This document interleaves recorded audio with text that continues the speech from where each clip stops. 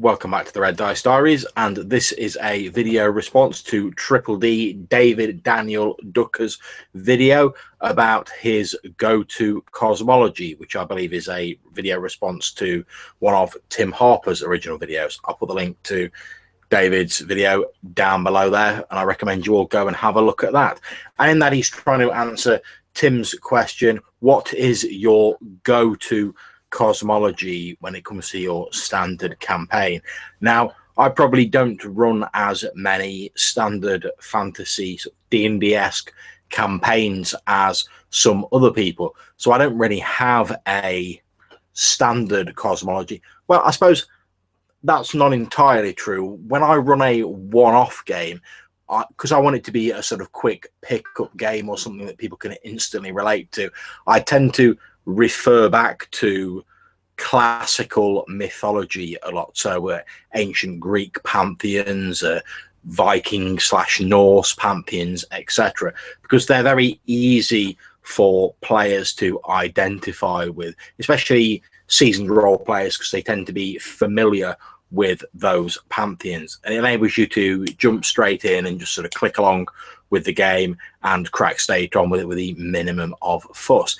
Now, I can understand if you're running a longer term fantasy campaign or something more original, you want to put out your own campaign cosmology, your own deities, etc., because players have more time to get into it, to explore what that means. You have more time to flesh it out and experiment with different types of deities and the background. And David's video talks an awful lot about how that can be done and how his own cosmology works. It's very worthwhile listening to.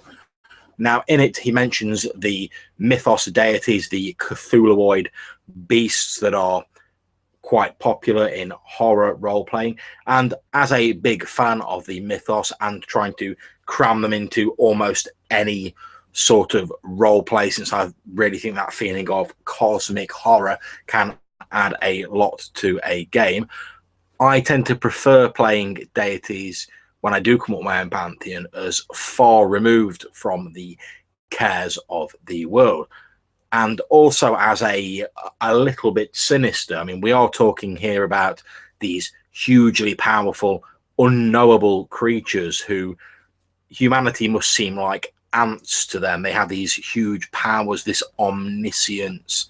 They're far removed from the cares of the world, whether they're on divine planes, elemental planes, whatever you want to call it in your campaign. So they don't tend to concern themselves with the day-to-day affairs of the average mortal in my campaigns. Now, you may say, and quite rightly, that players are not average mortals. They tend to be the heroes, the villains, sometimes both of your setting. So the gods may be a bit more concerned, and especially if there's clerics or paladins or those who have a more direct line to the divine in the party. And that's quite true to a certain extent. What I tend to prefer to have, though, to try and keep this separation between gods and the world, is I like to have it so that clerics, paladins, etc., divine spellcasters, druids, whatever they may be, I tend to go one of two ways.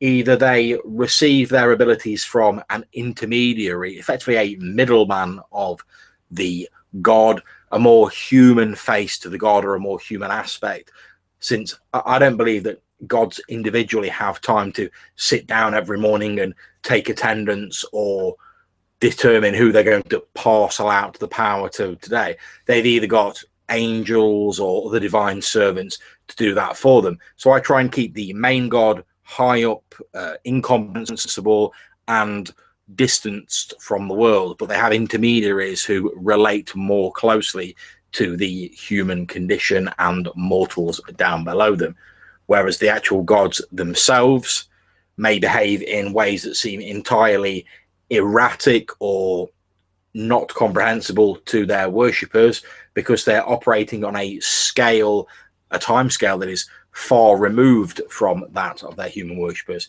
If you're a god and you effectively have all of eternity to play out your schemes, to enact your plans, why would a human who's inside a tiny little piece of your plan be able to understand more than the most rudimentary fragments of it?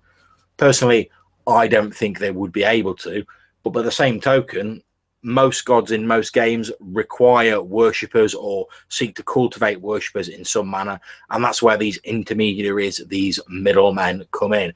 The gods can effectively hand those duties over to these middlemen and say, right, you deal with parceling out the power to the clerics and the paladins or the druids, etc., and I'm going to carry on doing whatever my divine plans are, undistracted by these more mundane matters. So that's one way I can approach it. Or I tend to have it, and this is more, I suppose, typically D&D to do with druids, that rather than an actual deity, they receive their powers from a form of energy, a form of force that is a natural part of the world. And as such, although it can manifest in certain areas and it can be tapped into by certain worshippers, druids, priests, whatever you want to call them in your campaign, it's not sentient in the same way that we understand sentience. It's something more akin to like electricity. If you have the right know-how, you can tap electricity to run a device, you can harness it, but you can't communicate with it in the same way that you can with gods in more traditional sort of pseudo-medieval D&D settings.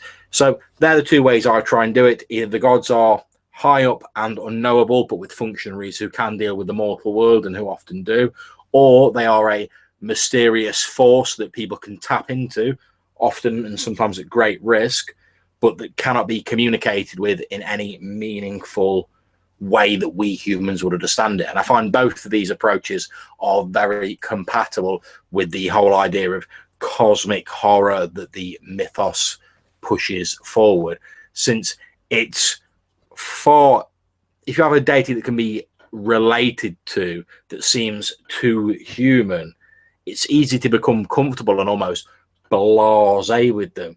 Whereas if you know you're tapping into this strange and potentially unstable force, or you're just dealing with a slightly human aspect of a huge unknowable being that sees you as little more than a mote of dust on the tides of the universe, then it's far easier to get across that idea of that unsettling feeling. And once you've got that going, it's then easier to bring horror and deeper concerns about these forces, these deities, whatever you want to call them, into your game.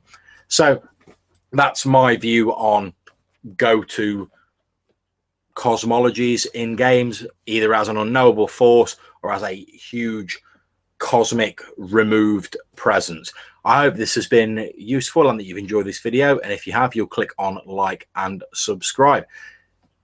You can click on the red dice up there to subscribe to my channel, and if you have any comments, please put them down below, or as usual, hit me up in the Google Plus links. And until I see you next time, thank you very much for watching and for listening.